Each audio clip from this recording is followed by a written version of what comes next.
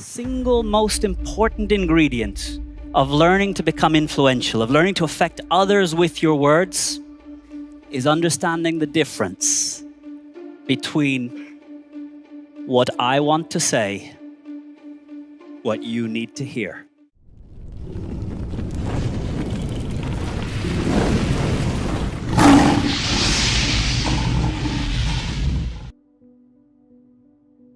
But I guarantee, when you arrive home tonight and the door opens into your house or your apartment, and as you walk through, your partner says, "You're late. You're always late." In this moment, what I want to say, what you need to hear, become very far apart. And in this moment, you have a choice. But many don't take this choice. The most powerful word that you can learn when you start to feel emotion jump. Because when emotion jumps, intelligence drops. If you feel inside yourself a chute, a Spanish word for a surge in emotion, I want you to practice using the word interesting. You arrive home a few minutes later than you had agreed. You smile because you fought the traffic to get home quick. You open the door. It opens. There's a face there with a bit of a grimace saying, "You're late. You're always late." What are you going to say? Good. You get to work tomorrow.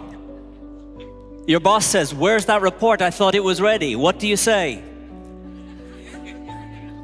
Good. You're ready. This word, interesting, gives you time to make a more conscious decision between what I want to say and what you need to hear. There are days you will still decide it's worth it. But there's a few more weekends that we spent in a sense of connection, intimacy, and love. There'll be a few more meetings at work that quickly move on to looking at what do we do? Where do we go from here? How do we use what we've got? We'll become resourceful rather than looking at who screwed up to get us here.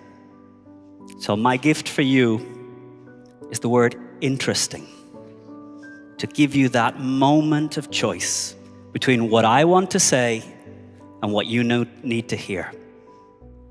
We're here to learn how to speak to move people to action. And one of the keys here is your call to action, how you close a speech. There are two ways to close. There's the direct close and the indirect close. In the direct close, you ask specifically for the action you're looking for. Vote for me. Sign on the dotted line. Buy my product. Visit our website. Those are the direct close. The direct close is quite aggressive, but it makes it clear what action you're looking for from the audience. The second type of close is the indirect close. An indirect close reminds the audience of the pain that they will continue to suffer until they do your action. What's the pain that the audience will suffer until they implement your action? Will they stay late at work every day until they use your new time management technique? Will their children suffer every day when they smoke and that smoke smell reaches them? If they fail to insulate their attic, will they lose 10 euros in energy going out through the roof every day? So a direct close, call for the action directly. An indirect close, remind the audience of the pain. What's the pain that's going to go away when they move to the action you're looking for?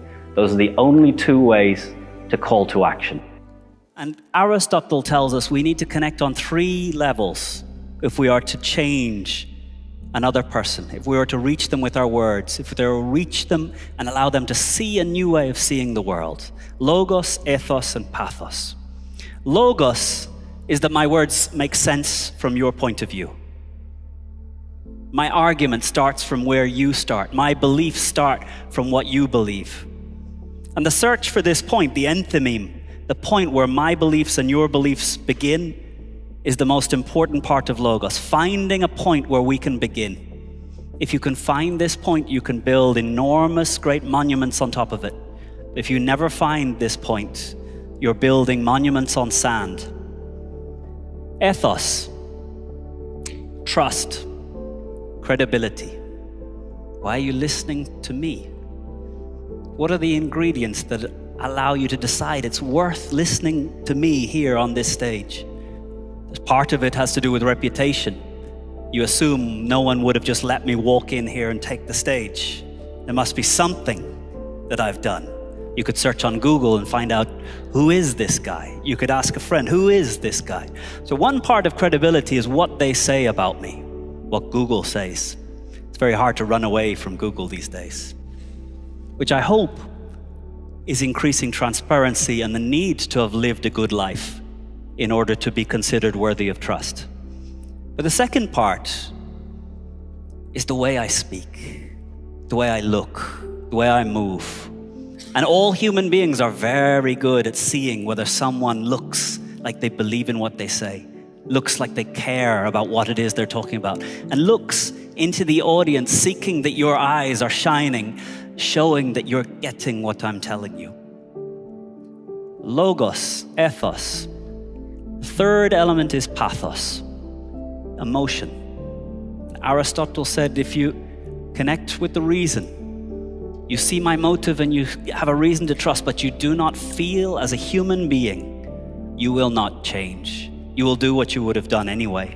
But if I am to get a change to happen, I must connect through emotion. And there's two ways that humans connect through emotion. One is story. Story is how we share emotion. A story is an atomic element of emotion. The second is by feeling it intensely. Logos, ethos, and pathos. If you want to connect to another human being, you must find a way of connecting on these three levels.